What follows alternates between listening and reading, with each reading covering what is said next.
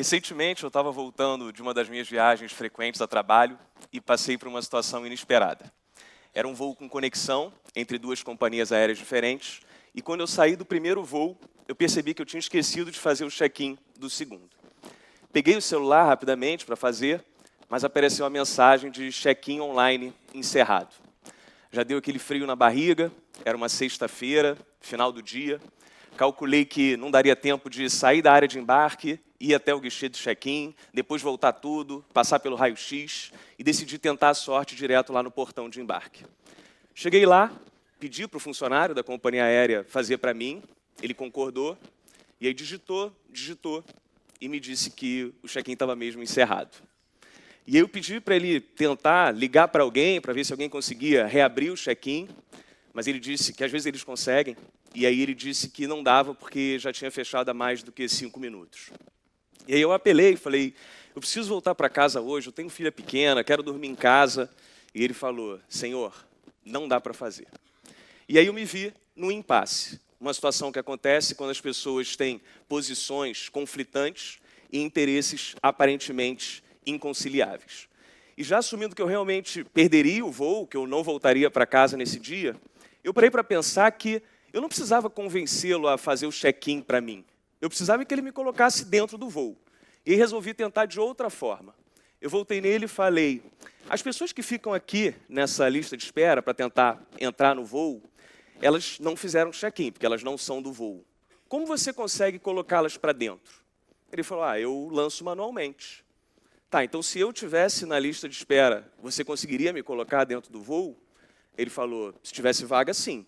Eu disse, bom, vaga vai ter, né? Porque eu estou no voo e não fiz o check-in, então certamente umazinha vai ter.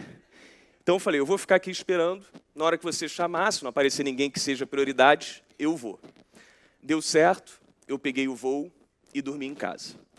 Os impasses, dos mais simples, como esse, até os mais complexos, estão presentes no nosso dia a dia e é muito difícil prever quando eles vão aparecer. Você sai de casa querendo ter um dia tranquilo, mas aí descobre que seu filho se envolveu num problema na escola, que alguém roubou sua ideia no trabalho, o vizinho bate na sua porta para fazer uma reclamação, e quando você vê, você está no meio de um impasse. E a forma como nós lidamos com esses impasses é determinante para a qualidade dos nossos relacionamentos e para alcançar os nossos objetivos. E como os impasses são imprevisíveis, é muito importante saber lidar com eles. Então hoje eu vou falar sobre duas formas de lidar com impasses que eu já fazia intuitivamente, e quanto mais eu fui estudando e dando aulas sobre gestão de conflitos e negociação, mais eu fui reforçando a visão de que elas são ferramentas poderosíssimas. A primeira é descobrir o real problema a ser resolvido. Nos impasses, nós entramos muito fechados na nossa demanda inicial e a discussão acaba ficando amarrada num ponto que muitas vezes não é o real problema. Para descobrir qual é a real questão, é preciso dar um passo atrás, se distanciar um pouco dessa discussão simplista do tipo posso, não posso, quero, não quero, para então mergulhar e tentar entender de forma mais profunda o que está por trás dela. Isso pode ser feito através de perguntas do tipo, por que precisa ser assim? Por que isso é tão importante para você? Por que não poderíamos resolver de tal forma? E se tentássemos seguir por esse caminho? A resposta para essas perguntas pode fornecer informações valiosíssimas para você entender qual é de fato o problema, que pode nem ser uma questão objetiva, mas sim uma necessidade humana, do tipo se sentir respeitado, ser ouvido, receber um pedido de desculpas, ter o seu status reconhecido, ter o seu poder de escolha, ter autonomia. A segunda é buscar soluções criativas.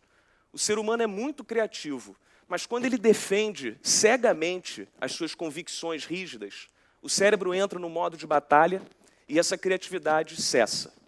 No caso do voo, a solução era simples e até óbvia, mas ela só apareceu quando eu parei de tentar impor a minha solução e me abri para caminhos que eu não tinha esperado para resolver o meu problema. E com isso ele também parou de se defender. Então vamos ver o uso dessas duas ferramentas em outra situação. Uma aluna minha, muito dedicada, conciliava o trabalho com os estudos, e quando ela foi fazer as inscrições para o último período da faculdade, ela percebeu que 2 das matérias que ela precisava fazer para se formar só estavam disponíveis no período da tarde, o que seria inconciliável com o seu trabalho, já que o gestor parecia ser rígido com pontualidade. E, diante desse conflito de horários e incompatibilidade do trabalho com os estudos, ela refletiu bastante e concluiu que, no momento, ela precisava focar em se formar e decidiu pedir demissão. E aí vocês podem estar se perguntando, né, por que ela já partiu para essa decisão simplista, né, e extrema de pedir demissão sem, ao menos, tentar conversar com o seu chefe para resolver o problema? É que, como a maioria das pessoas que se deparam com impasses, ela desconsiderou que ele poderia, de alguma forma, contribuir para a solução, por achar que os interesses deles eram completamente opostos, como se eles fossem adversários. O chefe ficou muito surpreso com esse pedido de demissão e começou a querer entender por que esse ano seria diferente dos outros em que ela conseguiu conciliar, e ela só dizia que já estava na hora de se formar, que não podia perder mais tempo, que precisava concluir a faculdade. E com isso ele foi, com essas respostas, né, ele foi tendo a sensibilidade para perceber que o problema ali não era ela ter que escolher entre trabalhar ou estudar. O problema era como ela poderia executar o trabalho dela nos próximos 6 meses sem poder estar na empresa 2 tardes por semana. Quando isso ficou claro, novas possibilidades se abriram. E eles começaram a discutir possibilidades como ela redefinir o escopo de trabalho dela, tirando algumas funções que eram meramente operacionais, renegociar os prazos de alguns projetos que não eram tão prioritários. Concluíram até que, num dos dias que ela tinha aula à tarde, era melhor ela nem ir para a empresa de manhã, trabalhar de casa e de lá ir direto para a universidade, já que esse tempo de deslocamento seria melhor aproveitado. Não foi fácil assim, mas com muito esforço eles conseguiram chegar numa solução. Ela continuou na empresa, se formou e a relação entre eles ficou ainda mais sólida. Nesse caso, ela até se beneficiou da curiosidade e sensibilidade do gestor para tentar entender o problema e resolver. O que ela poderia ter feito, de qualquer forma, não dando a sorte de ter um bom gestor assim, seria, antes de tomar aquela decisão, parar para refletir um pouco mais sobre qual era a questão e, quando ela tivesse clareza sobre isso, poderia ter compartilhado o problema com ele, já que, e convidado para uma solução conjunta, já que quando as pessoas se sentem parte, elas têm a tendência muito maior a estar dispostas a tentar montar esse quebra-cabeça, a cumprir esse desafio. E, recentemente, eu me envolvi num outro impasse, e esse ainda nem está completamente resolvido. Eu comprei um carro usado, e pouco tempo depois, ele teve um problema sério no motor. Eu levei numa concessionária autorizada, e eles orçaram um conserto em R$28 mil. Eu ainda não estava assustado, porque o carro estava na garantia, e quando eu fui escrever o e-mail para a loja onde eu comprei, eu descobri que a garantia de 90 dias tinha terminado há 2 dias. O motor deu pane 92 dias depois da minha compra. E é verdade. Ainda assim, eu não estava tão preocupado, porque eu acreditava que o motor já tinha vindo com esse problema, que era um vício oculto, mas a resposta da loja foi simples e direta. Sua garantia terminou, não temos responsabilidade. Já mais preocupado, eu liguei para o dono da loja para tentar conversar sobre a questão, e ele batendo de que não dava para arcar com o conserto, não tinha como se responsabilizar, e eu tentando convencê-lo do contrário. Impasse. E aí eu parei para pensar, e a essa altura você já deve até imaginar a pergunta que eu me fiz, né? Qual é meu problema aqui? Eu não preciso convencê-lo a me pagar R$28 mil. Eu preciso ter um carro funcionando. E aí passei a tentar estabelecer um diálogo produtivo. Eu perguntei para ele, você acha que o orçamento da concessionária está caro? Ele falou, acho que está um absurdo. Tá, e se fosse um dos seus carros, como você resolveria o problema? Ele falou, eu levaria num dos nossos mecânicos de confiança, e ele certamente consertaria isso por R$5 mil ou pouco mais do que isso. E eu disse, bom, está claro para mim que nós temos visões bem diferentes da situação. Eu acho que eu tenho direito, você acha que eu não tenho. Se nós formos levar esse caso para a justiça, nós vamos perder tempo, dinheiro. Pode ser que a decisão seja favorável a mim, pode ser que seja para você, não dá para ter certeza. A única coisa que é certa é que a solução vai ser muito ruim para um dos dois. Então vamos tentar investir um tempo aqui para ver se não haveria alguma solução que fosse boa para ambos e que dependesse só da gente. E aí começamos a pensar, bom, se a gente tirar o carro lá da concessionária, a gente vai ter que pagar pelo orçamento, já que se não consertar lá eles cobram, e vamos ter que pagar pelo reboque para levar até o outro mecânico. Um paga o orçamento, o outro paga o reboque? Ok. Um mecânico de confiança orçou o conserto em R$7.000, com prazo de entrega de 60 dias. Ok, 7.000 é bem melhor do que os 28, mas quem paga os 7.000? Não houve impasse.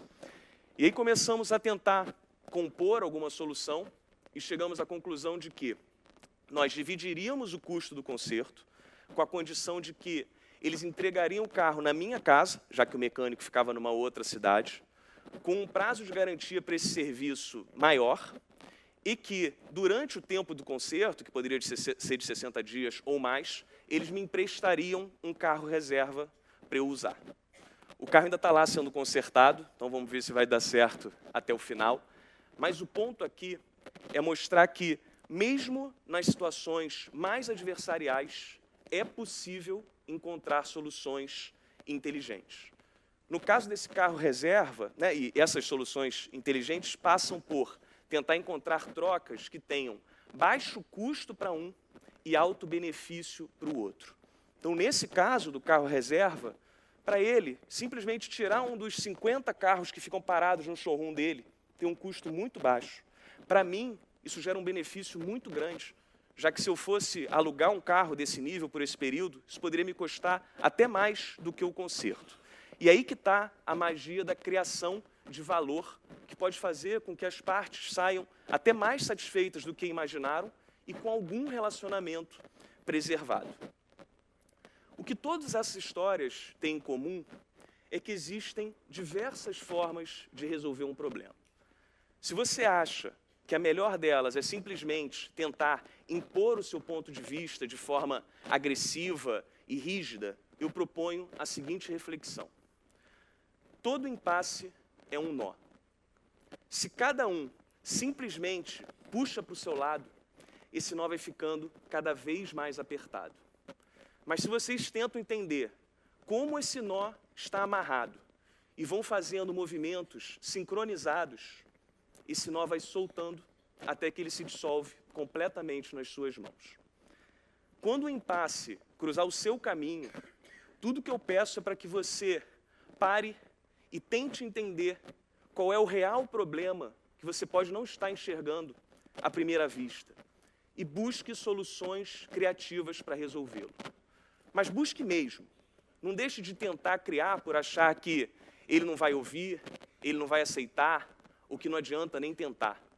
Se você tentar estabelecer um diálogo produtivo que passa por ouvir genuinamente, fazer perguntas inteligentes e adotar uma postura incondicionalmente construtiva, você vai alcançar muitas coisas que aparentemente seriam improváveis.